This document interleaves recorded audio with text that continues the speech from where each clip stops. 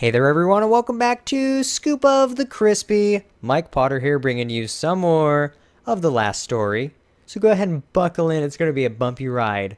Leave your comments below and subscribe to keep up with all my latest videos I release 6 days a week. Also check out my Patreon page over there in the corner and support me on Patreon. So here we go. I think today class, we're going to be doing some readings, okay? And I know how much you guys don't want to read, but I will try to make it as entertaining as possible. I just need to read the library books to figure out what the heck's going on. So here we go. The history of the Empire. Long ago, before the Empire was founded, this continent was torn by centuries-long war. Many kingdoms rose, only to fall in the constant struggle for domination. It is told that from amidst these relentless warfare emerged one benevolent king, who established the kingdom that was to become the foundation of our empire. Although it is now difficult to believe, humans and Garak coexisted alongside one another in that kingdom of old. The humans with their knowledge and wealth, and the Garak with their physical strength and technology, strove together to build a great civilization. However, as time passed, the humans, fearing the technology and strength possessed by the Garak, sought to rule supreme. This evolved into an elitism that was to mark the beginning of the persecution of the Garak. The reigning king did not have the power to halt these social changes, and was ultimately forced to make the decision to banish the Garak and reform the kingdom anew. Through these actions, he was able to bring further wealth to the humans and unite the citizens in a common cause. He hoped only to reclaim the peace and order that had vanished from the kingdom. Thus, the Garak were banished to a land in the far south, whilst those who had fought well in the conflict to expel the Garak were granted land and status in what would become the foundation of the nobility. The kingdom expanded into a great empire spanning the entire continent. Yet this peace would not last forever. History was doomed to repeat itself. In time, the lords of the empire grew to crave independence, leading to civil wars over political power and territory. Very soon, these many small conflicts grew into a great war, engulfing the entire empire. Yet this war came to an abrupt and unexpected end. The Lord of Lazarus Island, the founder of the great house of Argonon, built a weapon more powerful than any seen before or since. In the face of such a threat, the warring factions laid down their arms and sought peaceful negotiations with the Empire. With such a weapon, it would have been a simple task to seize control of the entire continent. Yet the Argonon founder sought only peace. He used the weapon as a deterrent, nothing more, thus securing the stability and prosperity that our empire has enjoyed ever since.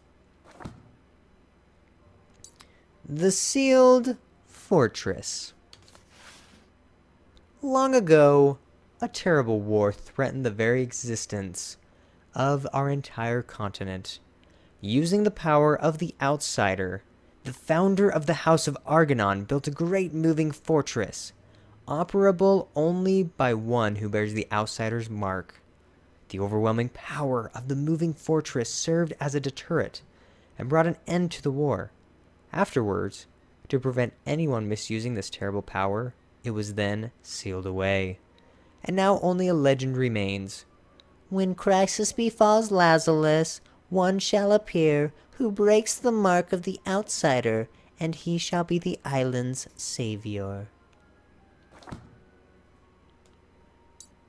Ancient magic.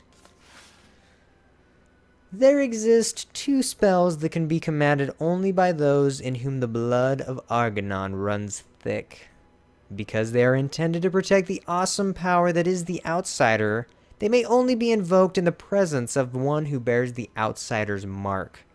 The first of these spells serves to protect others from harm by surrounding their bodies with magic, Known as Ancient Barrier, this spell can protect its target from any form of attack. The power to protect one's comrades is a great blessing indeed. The second of these spells called upon the power of a sentinel beast, one with the twin dragons charged with the protection of the outsider. However, strict conditions must be met in order to perform the spell. Most notably, the caster must earn the recognition of the sentinel beast to be summoned, and it may only be called forth in a situation worthy of doing so that the sentinel beast shall not be summoned needlessly. Use of this power will only be permitted during times of great crisis, in which the human power of the Argonon family alone is insignificant. Guardians. The will of the land. Oh, that's like that white tiger we fought. Our great land is covered by forest symbols of life itself. Yet there are few who truly understand the nature of these complex living beings. The roots of a forest trees reach deep below the ground, intertwining with one another to form a vast information network. So deeply connected are their lives that it would be no exaggeration to call them one giant organism. Over millennia, the forest developed a consciousness of their own. This manifested as beings known as guardians. It is said that in times of crisis, the guardians will send forth their emissaries to guide humanity and aid them avert the danger, perhaps in human form or in the guise of an animal. As a result of the blight that has plagued our land in recent years, many once proud forests have begun to waste away, causing much concern among the people of the land. Where once the guardians were frequently sighted in all parts of the land in recent years, these sightings have steadily decreased. There are even some who claim that these beings have died out completely. The outsider's power. Resonance. The outsider has responded to the strength of my emotions and granted me its power. As I stood on the battlefield, I found myself able to call forth a shining light from my right hand. Upon doing so, all hostile beings, both human and monsters alike, began to direct their hatred towards me alone, losing all self-control and attacking me in a violent frenzy. Naturally, this situation exposed me to great danger, but through this self-sacrifice, the power granted me the unprecedented opportunity to protect my allies from harm. It enabled me to dominate the battlefield and bring the fighting to a swift and decisive end. More wondrous still, it granted me the ability to revive those who had collapsed from their wounds in battle. I only wish it were possible to resurrect those who had passed away naturally or had been fatally wounded. But alas, it seems that even this miraculous power has its limits. It can aid only those who have fallen in battle. Perhaps this power, too, came to me as a result of the outsider resonating with the sorrow that has consumed me in this age when it seems that life has lost all value. I have named the miraculous abilities that I have been granted the power of the outsider. The outsider possesses all the emotions of a man. One cannot discount the possibilities that one day someone will emerge who will use its power to bring about death and destruction. I dread to think what ruinous powers would be unleashed from the darker emotions we possess. The outsider's power is neither good nor evil, but depends upon the emotions of he who bears its mark. This must not be forgotten, and only those who are pure of heart should be permitted to approach the outsider. Okay, we're so close to the end. Here we go, the Decisive Battle. Weapon, whatever it's called. Hidden within Lazarus Castle is a weapon of paranormal power. It is a decisive weapon that effectively harnesses the outsider's tremendous power to destroy all in its path. A power such as this, capable of obliterating an entire mountain in a single blast, must be used responsibly. It should serve solely as a deterrent for the protection of the Empire. This weapon should only be put to use in the very gravest of circumstances, where the survival of Lazarus Island itself is at stake. Whew. Okay. Let me catch my throat again. That is going to do it. We'll go ahead and go to the lookout point. Here we go.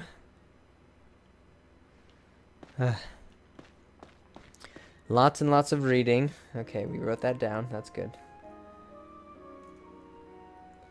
We're going to go ahead and head up to the lookout point. Garak attack. I'm so scared. Let's see. Who are you? What are you hanging around here for? I know, I'm going to the lookout point, Dagrin. Leave me alone. I'm going. That so fat. You're so dumb. I'm going to look. Alright. Okay. I can't actually remember how to get to the lookout point, so we'll just kind of figure it out. That goes to there. Living area. Where am I going? Okay, so that goes to there. Where? Master Zale, Count Argonon wishes to speak to you at the lookout point. Let us go to the lookout point. I actually should have stopped it there, but... Hey, buddy. That'll do it. That will do it. So thanks for watching, everyone. Go ahead and subscribe to keep up with all my videos, and leave your comments below. Also, check out my Patreon channel over there in that corner, and go ahead and support me on Patreon. With as little as $1 a month, you can support me to make even better videos coming at you. So thanks for watching. We'll see you next time with some more of The Last Story.